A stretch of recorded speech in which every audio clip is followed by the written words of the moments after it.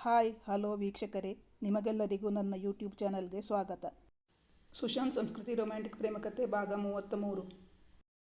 ಈ ಕಥೆಯ 30 ಎಪಿಸೋಡ್ಗಳನ್ನು ಶಾನ್ವಿ ಕನ್ನಡ ಕಾದಂಬರಿಯಲ್ಲಿ ಹಾಕಿದ್ದೀನಿ. ಇದು ಮುಂದುವರಿದ ಭಾಗ. ಅವನ ತುಟಿಯಂಚಿನಲ್ಲಿ ತುಂಟ ನಗುವೊಂದು ಮಿಂಚಿತು. ನಾನು ಬಾತ್ರೂಮಲ್ಲಿದ್ದೀನಿ, ವಾರ್ಡ್ರೋಬಿಂದ ಟವಲ್ ತಗೊಂಡು ಬಾ. ಯಾವ ಟವಲ್ ತರಲಿ ಕೇಳಿದಳು. ನನ್ನ ಕಲರ್ದು. ಅವನ ಮೊದಲುಗಳೆಲ್ಲ ಅದೇ ಕಲರ್ ಆಗಬೇಕಿತ್ತು. ಬಾತ್ರೂಮ್ ಡೋರ್ ಓಪನ್ ಮಾಡಿದ್ದ. ಕೊಡಲು ಕೈ ನೀಡಿದವಳನ್ನು ಸೇರಿಸಿಕೊಂಡು ಒಳಗೆ ಎಳೆದುಕೊಂಡು ಮೊದಲೇ ತುಂಟ. ಅವನ ಕೈಗಳಲ್ಲಿ ಸಿಕ್ಕಿ ಹಾಕಿಕೊಂಡು ಬಿಟ್ಟಿದ್ದಳು ಸಂಸ್ಕೃತಿ. ಸುಶಾಂತ್ ಮಹಾ ತುಂಟ. ಅವನಿದ್ದಲ್ಲಿ ತುಂಟತನ, ಮಾತು, ನಗು, ಹಾಸ್ಯ ಇದ್ದೇ ಇರುತ್ತಿತ್ತು. ಅವನು ಸಂಸ್ಕೃತಿಯನ್ನು ಬಿಟ್ಟಿರಲಿಲ್ಲ. ಅವಳು ಅವನ ಸರಿ ಎದುರುಗಡೆ ಕುಳಿತಿದ್ದಳು. ಅವನೀಗ ತನ್ನ ಕಾಲಿನ ಹೆಬ್ಬೆರಳಿಂದ ಅವಳ ಕಾಲನ್ನು ಸ್ಪರ್ಶಿಸಿದ. ಸಂಸ್ಕೃತಿಗೆ ಕಚಗುಳಿ ಇಟ್ಟಂತಾಗಿ ಅವಳು ಕಾಲು ಹಿಂದಕ್ಕೆ ಎಳೆದುಕೊಂಡಳು. ಸುಮನ ಊಟದತ್ತ ಗಮನ ಹರಿಸಿದ್ದರಿಂದ ಅವರಿಗೆ ಗೊತ್ತಾಗಿರಲಿಲ್ಲ. ಅವನ ತುಂಟ ಕಣ್ಣುಗಳು ಸಂಸ್ಕೃತಿಯತ್ತಲೇ ನೋಡುತ್ತಿವೆ ಎಂದು ಅವಳಿಗೆ ಅರಿವಾಗಿತ್ತು. ಆದರೆ ಅವಳು ಅವನತ್ತ ನೋಡುವ ಸಾಹಸ ಮಾಡಲಿಲ್ಲ. ಊಟಕ್ಕೆ ಕುಳಿತಾಗ ಹಂಸಿನಿ ತಟ್ಟೆಯಲ್ಲಿ ಅವಳಿಗೆ ಇಷ್ಟವಾದುದನ್ನು ಹಾರಿಸುತ್ತಿದ್ದ ಸುಶಾಂತ್. ಆದ್ದರಿಂದ ಅವಳ ಗಮನ ಪೂರ್ತಿ ಅವಳ ತಟ್ಟೆಯ ಮೇಲೆ ಇತ್ತು. ಅವಳಿಗೂ ಇದು ಗೊತ್ತಾಗಿರಲಿಲ್ಲ. ಸಂಸ್ಕೃತಿ ತನ್ನ ಕಾಲು ಹಿಂದಕ್ಕೆ ಎಳೆದುಕೊಂಡಿದ್ದರಿಂದ ಅವನಿಗೆ ಈಗ ಅವಳ ಕಾಲು ಸಿಗುತ್ತಿರಲಿಲ್ಲ. ಅವನೀಗ ತಂಗಿಯ ತಟ್ಟೆಗೆ ಕೈ ಹಾಕಿ ಮಾವಿನ ಮಿಡಿ ಉಪ್ಪಿನಕಾಯಿ ಎಗರಿಸಿಕೊಂಡ. ಹಂಸಿನಿ ತಾಯಿಯ ಬಳಿ ಕಂಪ್ಲೇಂಟ್ ಮಾಡಿದಳು. ಅಮ್ಮ ನೋಡಮ್ಮ, ಇವನ್ನ ನನ್ನ ಉಪ್ಪಿನಕಾಯಿ ತೆಗಿತಾನೆ. ಇನ್ಮುಂದೆ ನನ್ನ ತಟ್ಟೆಗೆ ಕೈ ಹಾಕಿದರೆ ಒದೆ ಬೀಳುತ್ತೆ. ಅಣ್ಣನನ್ನು ಹೆದರಿಸಿದಳು. ಅವನು ಅವಳ ಹೆದರಿಕೆಗೆ ಬಗ್ಗಿದ್ದರೆ ತಾನೆ. ಸಂಸ್ಕೃತಿ ಈಗ ಅವನತ್ತ ನೋಡಿದಳು. ಅವನ ತುಂಟ ಕಣ್ಣುಗಳು ನಗುತ್ತಲೇ ಇದ್ದವು. ಅವಳು ನೋಡುವುದು ಅವನು ನೋಡುವುದು ಒಟ್ಟಿಗೆ ಆಗಿ ಹೋಗಿತ್ತು. ಒಂದು ಕ್ಷಣ ಇಬ್ಬರ ಕಣ್ಣುಗಳು ಒಂದಾಗಿದ್ದವು. ನಿನ್ನ ತಟ್ಟೆಯಿಂದ ತೆಗೆದು ತಿಂದರೆ ಸ್ವಲ್ಪ ರುಚಿ ಜಾಸ್ತಿ. ಅದರಲ್ಲಿ ತಂಗಿ ಪ್ರೀತಿ ಬೆರೆತಿರುತ್ತೆ. ಅದಕ್ಕೆ ತೆಗೆದೆ. ಒಂದು ಬಾಟಲ್ ಫುಲ್ ಉಪ್ಪಿನಕಾಯಿ ಇದೆಯಲ್ಲ, ನಿಂಗೆ ಬೇಕಾ? ಬಡಿಸ್ತೀನಿ ಇರು ಎಂದು ಅವಳ ತಟ್ಟೆಗೆ ಇನ್ನೊಂದು ಮಿಡಿ ಮಾವಿನಕಾಯಿ ಉಪ್ಪಿನಕಾಯಿ ಬಡಿಸಿದ. ನನಗೆ ಉಪ್ಪಿನಕಾಯಿ ಬಡಿಸೋಕೆ ಆಗೋನಿಗೆ ನಿನ್ನ ತಟ್ಟೆಗೆ ಹಾಕ್ಕೊಳ್ಳೋಕೇನು ದಾಡಿ ನಿಂಗೆ? ದಿನ ನನ್ನ ಗೋಳು ಹೊಯ್ಕೊಳ್ದೇ ಇದ್ದರೆ ನಿಂಗೆ ತಿಂದನ್ನ ಅರಗಲ್ಲ ಅನಿಸುತ್ತೆ. ನನ್ನ ಮಾತ್ರ ಗೋಳು ಹೊಯ್ಕೋತೀಯೋ ಅಲ್ಲ ಮದುವೆ ಆದಮೇಲೆ ನಿನ್ನ ಹೆಂಡ್ತಿನೂ ಗೋಳು ಹೊಯ್ಕೋತೀಯೋ? ನೀನು ಹೀಗೆ ಕಾಟ ಕೊಡ್ತಾ ಇದ್ದರೆ ಮದುವೆಯಾಗಿ 1 ತಿಂಗಳೊಳಗೆ ನಿನ್ನ ಹೆಂಡ್ತಿ ಡೈವರ್ಸ್ ಕೊಟ್ಟು ಓಡಿ ಹೋಗ್ತಾಳೆ ನೋಡು. ಸಿಟ್ಟಿನಿಂದ ಅವನನ್ನು ಕೆಕ್ಕರಿಸಿ ನೋಡುತ್ತಾ ಹೇಳಿದ್ದಳು ಹಂಸಿನಿ. ಅಷ್ಟು ಹೇಳಿದ ಹಂಸಿನಿ ತಾನೇನು ಸುಮ್ಮನೆ ಕೂರಲಿಲ್ಲ. ಅವಳು ಅವನ ಪಾಯಸದ ಕಪ್ಪನ್ನು ತೆಗೆದು ತಿನ್ನತೊಡಗಿದಳು. ಗಸಗಸೆ ಪಾಯಸ ಎಂದರೆ ಅವನಿಗೆ ತುಂಬ ಇಷ್ಟ. ಬೇಕೆಂದೇ ಹಂಸಿನಿ ಆ ಕೆಲಸವನ್ನು ಮಾಡಿದ್ದಳು. ನನ್ನ ಹುಡುಗಿಗೆ ತುಂಬ ಪೇಷನ್ಸ್ ಜಾಸ್ತಿ. ನಾನು ಕೊಡೋ ಕಾಟ ಎಲ್ಲ ಸಹಿಸ್ಕೊಂಡು ನನ್ನ ಜೊತೆನೇ ಇರೋ ಅಂಥ ಹುಡುಗಿನೇ ಸೆಲೆಕ್ಟ್ ಮಾಡ್ತೀನಿ.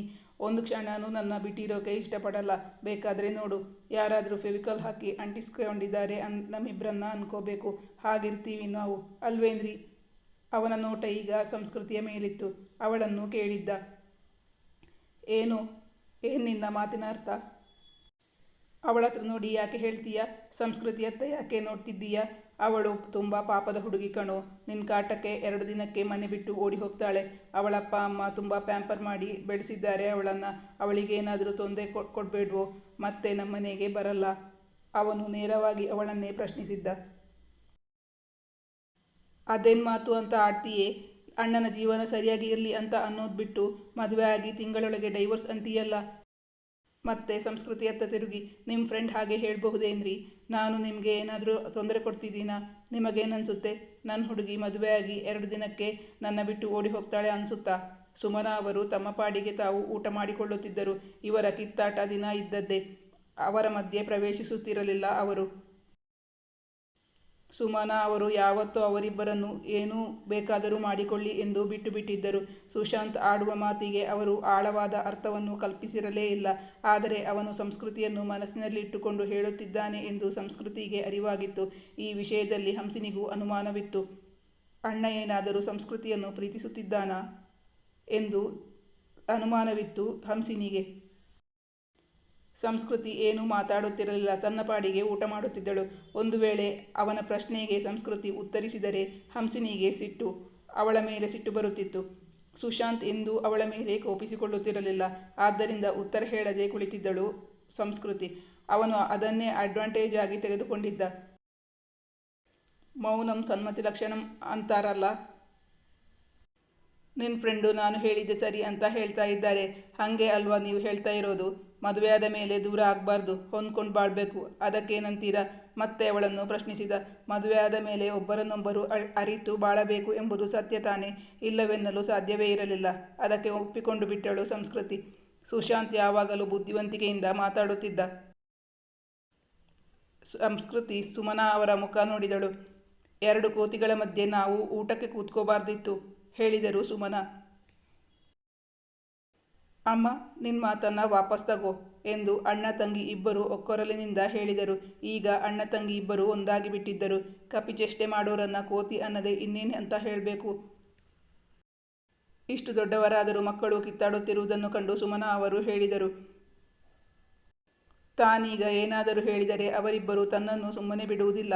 ಅವರಿಬ್ಬರು ಸೇರಿಕೊಂಡು ತನ್ನ ಮೇಲೆ ವಾಗ್ಮಾಡ ಬಿಟ್ಟರೆ ತನ್ನಿಂದ ಅರಗಿಸಿಕೊಳ್ಳಲು ಸಾಧ್ಯವಿಲ್ಲ ಎಂದು ಬುದ್ಧಿವಂತಿಕೆಯಿಂದ ನಕ್ಕು ಸುಮ್ಮನಾಗಿ ಬಿಟ್ಟಿದ್ದಳು ಸಂಸ್ಕೃತಿ. ಈಗ ಸುಮನಾ ಅವರು ಸೇರಿಕೊಂಡಿದ್ದಾರಲ್ಲ. ಸಂಸ್ಕೃತಿಗೆ ಅವರ ಮಧ್ಯೆ ಸಿಕ್ಕಿಹಾಕಿಕೊಳ್ಳುವ ಆಸೆ ಇರಲಿಲ್ಲ. ಆದ್ದರಿಂದ ಅವಳು ಮೌನವಾಗಿಯೇ ಇದ್ದಳು. ಅವಳು ಉತ್ತರಿಸದ್ದನ್ನು ನೋಡಿ ಸುಶಾಂತ್ ಹೇಳಿದ, ನೀವು ತುಂಬ ಬುದ್ಧಿವಂತರು. ಅಷ್ಟು ಸುಲಭಕ್ಕೆ ಎಲ್ಲ ಸಿಕ್ಕಿಹಾಕಿಕೊಳ್ಳಲ್ಲ ಅಂತ ಗೊತ್ತಾಯಿತು. ಮರಿಕೋತಿಗಳ ತಾಯಿನ ಏನಂತಾರೆ ತಂಗಿ ಎಂದು ಕೇಳಿದ ಸುಶಾಂತ್. ಈಗ ಸುಮನಾ ಅವರು, ಆಯ್ತಪ್ಪ, ನೀವಿಬ್ಬರು ಕೋತಿ ಮರಿಗಳು, ನಾನು ಕೋತಿ, ಆಯ್ತಲ್ಲ. ಆ ವಿಷಯದ ಬಗ್ಗೆ ಇನ್ನೂ ಚರ್ಚಿಸುವುದು ಬೇಡ ಎಂದು ಹೇಳಿದರು ಸುಮನಾ. ತಾಯಿ ಒಪ್ಪಿಕೊಂಡ ಮೇಲೆ ಇಬ್ಬರು ತಮ್ಮ ವಾದವನ್ನು ಬಿಟ್ಟರು. ಎಲ್ಲರೂ ನಗುತ್ತಾ ಹೊಟ್ಟೆ ತುಂಬ ಊಟ ಮಾಡಿದರು. ಸಂಸ್ಕೃತಿ ಒಬ್ಬಳೇ ಬೆಳೆದದ್ದರಿಂದ ಅವಳಿಗೆ ಇಂತಹ ಅನುಭವವೇ ಇರಲಿಲ್ಲ. ತುಂಬ ಖುಷಿಯಾಗಿದ್ದಳು. ನಕ್ಕು ನಕ್ಕು ಅವಳ ಕಣ್ಣಿಂದ ನೀರು ಬರುತ್ತಿತ್ತು. ಸಂಸ್ಕೃತಿ ಊಟ ಮಾಡಿ ಏಳುವಾಗ ತಟ್ಟೆ ತೊಳೆಯಲೆಂದು ಎತ್ತಿಕೊಂಡಳು. ಅವಳ ಮನೆಯಲ್ಲಿ ಇದೇ ಅಭ್ಯಾಸವಿತ್ತು ಅವಳಿಗೆ. ಅವಳು ಊಟ ಮಾಡಿ ತಟ್ಟೆಯನ್ನು ಅವಳೇ ತೊಳೆಯುತ್ತಿದ್ದಳು. ಅಭ್ಯಾಸ ಬಲದಿಂದ ಎತ್ತಿಕೊಂಡಿದ್ದಳು. ರೀ, ತಟ್ಟೆ ತಗೊಂಡು ಹೋಗ್ಬೇಡ್ರಿ, ನಾಳೆಗೆ ಬೇಕು ತಟ್ಟೆ ಎಂದು ಹೇಳುತ್ತಾ ಅವಳ ಎಂಜಲು ತಟ್ಟೆಯನ್ನು ತಾನು ಕೈಯಲ್ಲಿ ತೆಗೆದುಕೊಂಡ ಸುಶಾಂತ್. ಅವನೀಗ ಸಂಸ್ಕೃತಿಯತ್ತ ತಿರುಗಿದ್ದು ನೋಡಿ ಹಂಸಿನಿ ಹೇಳಿದಳು, ಈಗ ನಿನ್ನ ಸರದಿ, ಎಂಜಾಯ್ ಮಾಡ್ಕೋ. ಹಂಸಿನಿ ಅವನು ಯಾರನ್ನೂ ಬಿಡುತ್ತಿರಲಿಲ್ಲ ಎಂದು ಸಂಸ್ಕೃತಿಗೆ ಹೇಳಿದ್ದಳು. ಸುಮನ ಹೇಳಿದರು, ಅವನು ಯಾರನ್ನೂ ಬಿಡುವುದಿಲ್ಲ. ಅವನ ಅಪ್ಪನ ಹತ್ತಿರನೂ ಇದೇ ರೀತಿ ಹುಡುಗಾಟ ಆಡ್ತಾನೆ. ನೀನು ತಪ್ಪು ತಿಳ್ಕೋಬೇಡ. ನೀನು ತಟ್ಟೆ ತೊಳೆಯೋದು ಬೇಡ ಎಂಬ ಕಾರಣಕ್ಕೆ ಹಾಗೆ ಹೇಳಿದ ಅಷ್ಟೇ. ನೀನು ನಿಮ್ಮನೆಗೆ ತಟ್ಟೆ ತೆಗೆದುಕೊಂಡು ಹೋಗ್ತಿ ಎನ್ನುವ ದೃಷ್ಟಿಯಿಂದ ಹೇಳಿದ್ದು ಅಲ್ಲ. ಅವನು ಹಾಗೆ ಹೇಳಿದ ಅಂತ ಬೇಜಾರು ಮಾಡ್ಕೋಬೇಡ ಎಂದು ಸಮಾಧಾನಿಸಿದರು. ಸಂಸ್ಕೃತಿ ಸುಶಾಂತ್ನನ್ನು ಚೆನ್ನಾಗಿ ಅರ್ಥ ಮಾಡಿಕೊಂಡಿದ್ದಳು. ಅವನ ಮಾತಿನಿಂದ ಅವಳಿಗೇನೂ ಬೇಸರವಾಗಿರಲಿಲ್ಲ. ಸಂಸ್ಕೃತಿ ಡೈನಿಂಗ್ ಟೇಬಲ್ನಿಂದ ಮಾಡಿದ ಅಡುಗೆಗಳನ್ನು ಕಿಚನ್ಗೆ ಶಿಫ್ಟ್ ಮಾಡಲು ಸುಮನಾ ಅವರಿಗೆ ಸಹಾಯ ಮಾಡುತ್ತಿದ್ದಳು. ಯಾರಿಗೂ ಐಸ್ ಕ್ರೀಮ್ ತಿನ್ನಲು ಹೊಟ್ಟೆಯಲ್ಲಿ ಜಾಗ. ಸಂಸ್ಕೃತಿ ಸುಮನಾ ಅವರ ಬಳಿ ಹೇಳಿದಳು, ಆಂಟಿ, ಅಡಿಗೆ ತುಂಬ ಚೆನ್ನಾಗಿತ್ತು. ಯಾವತ್ತಿಂದ ಡಬಲ್ ಊಟ ಮಾಡಿದೆ. ಇವತ್ತು ನೀವು ಊಟ ಮಾಡಿದ್ದೇ ಕಡಿಮೆ. ಇನ್ನೂ ಇದರ ಅರ್ಧದಷ್ಟು ಅಂದರೆ ಒಂದು ಗುಬ್ಬಚ್ಚಿಗಾಗುವಷ್ಟು ಊಟ ಮಾಡ್ತೀರಾ ನೀವು? ಅದಕ್ಕೆ ಉಫ್ ಅಂತ ಊದಿದ್ರೆ ಹಾರಿ ಹೋಗೋ ಹಾಗಿದ್ದೀರಿ. ಇನ್ನು ಮುಂದೆ ಸ್ವಲ್ಪ ದಿನ ನಮ್ಮ ಮನೆಯಲ್ಲೇ ಇರಿ, ಹೀಗೆ ಊಟ ಮಾಡಿ ಸರಿ ಹೋಗ್ತೀರಾ ಎಂದು ನಗುತ್ತಾ ಹೇಳಿದ ಸುಶಾಂತ್. ಈಗ ಅವಳ ಕಾಲ ಎಳೆಯಲು ಶುರು ಹಚ್ಚಿಕೊಂಡಿದ್ದ. ಅವನು ಗುಬ್ಬಚ್ಚಿ ಎಂದು ಹೇಳಿದ್ದು ಸಂಸ್ಕೃತಿಗೆ ಇಷ್ಟವಾಗಿರಲಿಲ್ಲ. ಅವಳು ಸಿಟ್ಟಿನಿಂದ ಅವನತ್ತ ನೋಡಿದಳು. ಅವನ ತುಂಟ ಕಣ್ಣುಗಳು ನಗುತ್ತಿದ್ದವು. ಅದಕ್ಕೆ ಇರಬೇಕು, ದೊಡ್ಡವರೆಲ್ಲ ಹೆಣ್ಮಕ್ಳು ಸಿಟ್ಟು ಮಾಡಿಕೊಂಡ್ರೆ ತುಂಬ ಚೆನ್ನಾಗಿ ಕಾಣಿಸ್ತಾರೆ ಅಂತ ಹೇಳೋದು. ನೀವು ಅದಕ್ಕೆ ಹೊರತಾಗಿಲ್ಲ ರೀ, ತುಂಬ ಚೆನ್ನಾಗಿ ಕಾಣಿಸ್ತೀರಿ. ಸಂಸ್ಕೃತಿ ಅವನ ಮೇಲಿದ್ದ ತನ್ನ ದೃಷ್ಟಿಯನ್ನು ಬೇರೆಗಡೆ ಸರಿಸಿದಳು. ಅವನ ಜೊತೆ ಮಾತಾಡಿ ಗೆಲ್ಲಲು ತನ್ನಿಂದ ಸಾಧ್ಯವೇ ಇಲ್ಲ ಎಂದು ಅವಳಿಗೆ ಮೊದಲೇ ಗೊತ್ತಿತ್ತು. ಅವಳು ಮೌನವಾಗಿದ್ದನ್ನು ಕಂಡು ಹೇಳಿದ, ನೀವು ತುಂಬ ಚೆನ್ನಾಗಿ ಕಾಣಿಸ್ತೀರಿ ಅಂತ ಹೇಳಿದೆ, ಅದು ಕಾಂಪ್ಲಿಮೆಂಟ್ ಅಲ್ವಾ? ನನಗೆ ಅದು ಕಾಂಪ್ಲಿಮೆಂಟ್ ಅನಿಸುತ್ತೆ. ಇಷ್ಟ ಆಗಲಿಲ್ವಾ ನಿಮಗೆ? ನಿಮಗೆ ಇಷ್ಟ ಆಗದೇ ಇದ್ದರೆ ವಾಪಸ್ ತಗೋತೀನಿ. ನಿಮ್ಮ ಸಿಟ್ಟಿನ ಶಾಖ ಇಲ್ಲಿ ತಗಲ್ತಾ ಇದೆ. ಸಿಟ್ಟಿನ ಬಿಸಿಗೆ ಫ್ರಿಜ್ಜಲ್ಲಿರೋ ಐಸ್ ಕ್ರೀಮ್ ಕರಗದೇ ಇದ್ದರೆ ಸಾಕು. ಅವಳು ಫ್ರಿಜ್ನ ಪಕ್ಕದಲ್ಲಿ ನಿಂತಿದ್ದಳು. ಸುಶಾಂತ್ ಅವಳ ಮುಖವನ್ನೇ ಗಮನಿಸುತ್ತಿದ್ದ. ಅವಳು ಪ್ರಸನ್ನಳಾಗಿದ್ದು ತಿಳಿದು ಅವನಿಗೆ ಸಮಾಧಾನವಾಗಿತ್ತು. ಸದ್ಯ ಬದುಕಿದೆ. ಅವನ ತುಟಿಯಂಚಿನಲ್ಲಿ ನಗು ಹಾಗೇ ಇತ್ತು. ಹಂಸಿನಿ ಹೇಳಿದಳು, ನೀನು ಹೀಗೆ ಮಾಡ್ತಾ ಇರು. ಅವಳು ಇನ್ನೊಂದ್ಸತಿ ನಮ್ಮನೆಗೆ ಬರೋದೇ ಇಲ್ಲ. ಆಯಿತು, ಇನ್ನೂ ಮಾತಾಡಲ್ಲ ಪ್ಲೀಸ್. ನೀವು ಅಂಥ ಪನಿಷ್ಮೆಂಟ್ ಕೊಡಬೇಡಿ ನನಗೆ, ಸಂಸ್ಕೃತಿಯತ್ತ ತಿರುಗಿ ಹೇಳಿದ. ಸುಶಾಂತ್ ಬಳಿ ಕೋಪಿಸಿಕೊಳ್ಳಲು ಸಾಧ್ಯವೇ ಆಗುತ್ತಿರಲಿಲ್ಲ ಸಂಸ್ಕೃತಿಗೆ. ಹಾಗಿರುತ್ತಿತ್ತು ಅವನ ವರ್ತನೆ. ಒಂದು ವೇಳೆ ಅವಳು ಕೋಪಿಸಿಕೊಂಡರೂ ಏನಾದರೂ ಒಂದು ಹೇಳಿ ಅವಳನ್ನು ನಗಿಸಿ ಅಷ್ಟೇ ಬೇಗ ರಾಜಿ ಮಾಡಿಕೊಳ್ಳುತ್ತಿದ್ದ. ಊಟವಾದ ಸ್ವಲ್ಪ ಹೊತ್ತಿನ ಬಳಿಕ ಅವಳಿಗೆ ಐಸ್ ಕ್ರೀಮ್ ತಂದುಕೊಟ್ಟು ಹೇಳಿದ್ದ, ನನ್ನ ಮಾತಿಂದ ನಿಮಗೆ ಬೇಜಾರಾಯ್ತಾ? ಇಲ್ಲ. ಅವಳು ಇಲ್ಲ ಎಂದಾಗ ಅವನು ಉತ್ತೇಜನಗೊಂಡು, ಆಯಿತು ಅಂತ ಹೇಳ್ರಿ. ಆಯಿತು ಅಂದರೆ ಇನ್ನೂ ಸ್ವಲ್ಪ ಜಾಸ್ತಿ ಐಸ್ ಕ್ರೀಮ್ ಕೊಡ್ತೀನಿ. ನನಗೆ ಇದೇ ಬೇಡ, ಊಟ ಜಾಸ್ತಿ ಆಯಿತು. ನೀವು ತಿನ್ನಲಿಲ್ಲ ಅಂದರೆ ತಿನ್ನಿಸ್ತೀನಿ, ಆಮೇಲೆ ನನ್ನ ಬೈಕೋಬಾರ್ದು ಅಷ್ಟೇ. ಅವನು ಎಲ್ಲರ ಮುಂದೆ ತಿನ್ನಿಸಲು ಅಂಜುತ್ತಿರಲಿಲ್ಲ. ಆದ್ದರಿಂದ ಬೇಗ ಐಸ್ ಕ್ರೀಮ್ ತೆಗೆದುಕೊಂಡಳು ಸಂಸ್ಕೃತಿ. ಸಂಸ್ಕೃತಿಗೆ ಒಡಹುಟ್ಟಿದವರು ಇಲ್ಲದ್ದರಿಂದ ಅವಳಿಗೆ ಇಂತಹ ಮಾತು ಚೇಷ್ಟೆಗಳ ಬಗ್ಗೆ ಅನುಭವವೇ ಇರಲಿಲ್ಲ. ಸುಶಾಂತ್ನ ಒಡನಾಟ ಅವಳಿಗೂ ಇಷ್ಟವಾಗುತ್ತಿತ್ತು. ಅವನು ಬೇಕೆಂದೇ ಯಾವತ್ತೂ ಅವಳನ್ನು ನೋಯಿಸುತ್ತಿರಲಿಲ್ಲ. ಒಂದು ವೇಳೆ ಅವನ ಮಾತಿನಿಂದ ಅವಳೇನಾದರೂ ನೊಂದುಕೊಂಡಿದ್ದಾಳೆ ಎಂದು ಗೊತ್ತಾಗುತ್ತಲೇ ಮಂಡಿಯೂರಿ ಕೂತು ಅವಳ ಬಲಗೈ ಹಿಡಿದು ಕ್ಷಮೆ ಯಾಚಿಸುತ್ತಿದ್ದ. ಹಂಸಿನಿ ಮರುದಿನ ಎಲ್ಲಾದರೂ ಹೊರಗೆ ತಿರುಗಾಡಲು ಬಾ ಎಂದು ಒತ್ತಾಯಿಸುತ್ತಿದ್ದಳು. ಸಂಸ್ಕೃತಿ ಒಪ್ಪದಿದ್ದಾಗ ಸುಶಾಂತ್ ಅವಳ ಸಹಾಯಕ್ಕೆ ಬಂದಿದ್ದ.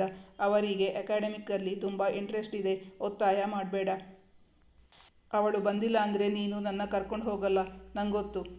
ಅವಳು ಬರದಿದ್ದಲ್ಲಿ ಸುಶಾಂತ್ಗೆ ಹೋಗುವ ಮನಸ್ಸಿಲ್ಲ ಎಂದು ಹಂಸಿನಿಗೆ ಚೆನ್ನಾಗಿ ಗೊತ್ತಿತ್ತು.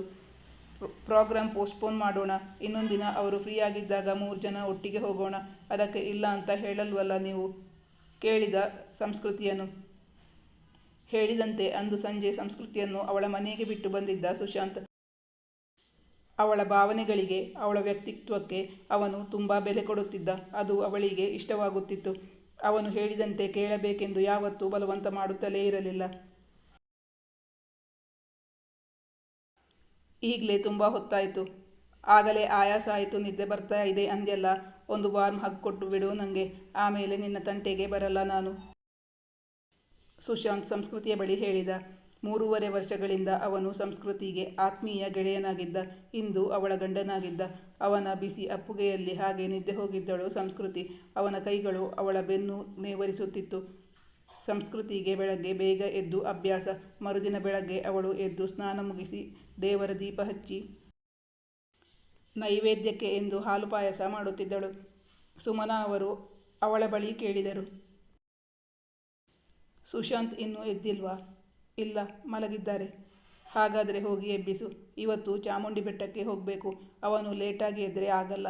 ಮನೆ ಮುಂದೆ ನೀನೇ ರಂಗೋಲಿ ಹಾಕಿದ್ದ? ಚೆನ್ನಾಗಿ ಹಾಕಿದ್ದೀಯಾ? ಸುಹಾಸಿನಿಯವರು ಅವಳಿಗೆ ಈ ಅಭ್ಯಾಸವನ್ನು ಮೊದಲಿನಿಂದಲೂ ಮಾಡಿಸಿದ್ದರು. ಆದ್ದರಿಂದ ದಿನ ಬೆಳಗ್ಗೆ ಎದ್ದು ರಂಗೋಲಿ ಹಾಕುತ್ತಿದ್ದಳು ಸಂಸ್ಕೃತಿ. ಥ್ಯಾಂಕ್ಸ್ ಅತ್ತೆ, ಇನ್ನೇನು ಪಾಯಸ ಆಗೋಯ್ತು, ಅವರನ್ನು ಕರೆದು ಬರ್ತೀನಿ. ಸಂಸ್ಕೃತಿ ತಮ್ಮ ಬೆಡ್ರೂಮಿನತ್ತ ಹೊರಟಳು. ಬೆಡ್ರೂಮ್ ಡೋರ್ ಸೇರಿಸಿ ನೋಡಿದರೆ ಸುಶಾಂತ್ ಮಲಗಿದಲ್ಲಿ ಇರಲಿಲ್ಲ. ಇವತ್ತು ದೇವಸ್ಥಾನಕ್ಕೆ ಹೋಗಬೇಕಂತೆ, ನೀವು ಬೇಗ ರೆಡಿಯಾಗಿ.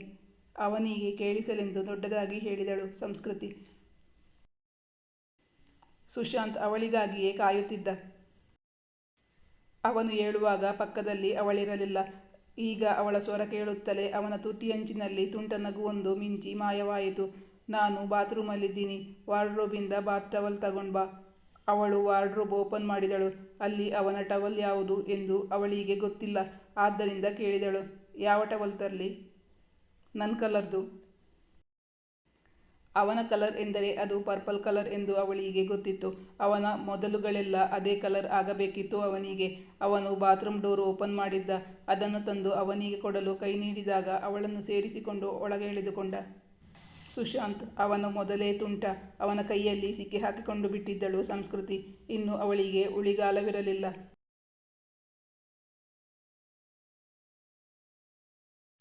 ಮುಂದಿನ ಸಂಚಿಕೆಯಲ್ಲಿ ಮುಂದುವರಿಯುವುದು. ಈ ಕತೆ ನಿಮಗೆ ಇಷ್ಟವಾಗಿದ್ದಲ್ಲಿ ಲೈಕ್ ಮಾಡಿ, ನಿಮ್ಮ ಫ್ರೆಂಡ್ಸ್ ಜೊತೆಗೆ ಶೇರ್ ಮಾಡಿ ಮತ್ತು ನಮ್ಮ ಚಾನಲನ್ನು ಪ್ಲೀಸ್ ಸಬ್ಸ್ಕ್ರೈಬ್ ಮಾಡಿ. ನಿಮ್ಮ ಅನಿಸಿಕೆ ಅಭಿಪ್ರಾಯಗಳನ್ನು ಕಮೆಂಟ್ ಮಾಡಿ ತಿಳಿಸಿ. Thank you for watching.